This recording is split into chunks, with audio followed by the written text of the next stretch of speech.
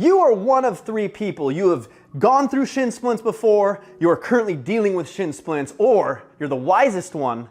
You know that starting out with jump rope or running or whatever activity it is that you're planning to take on can cause shin splints, and you want to avoid it at all costs, and I commend you for that because I was not that smart.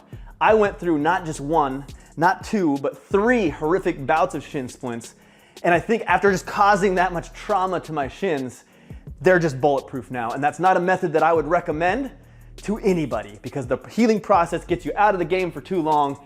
It's not fun. It's just not fun. So I got the numero uno exercise for your shins, your tibialis muscle, which diagram is your muscle that runs along your shin, your tibialis muscle, as well as ankle extensor muscles that help your ankles do cool things like this. Pretty sweet. This won't just help strengthen your tibialis muscle, but it's also going to help promote healing if you are currently dealing with shin splints. So let's get into the exercise.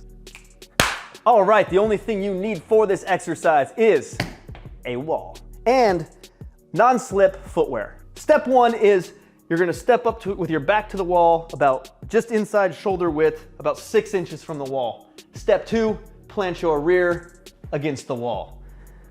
Now, in order to do a tib raise, you're just going to be pulling your toes up towards your shins. Your legs are mostly straight but not locked out, and you're going to squeeze it every rep. So when you come back down, don't just relax again. Right when your balls of your feet are going to touch again, start the next rep. So you want to make sure you squeeze as much as possible, really work in that tib muscle, and you're going to shoot for 3 sets of 25 reps. Now, one thing to note here is the closer your feet are to the wall, the easier it is.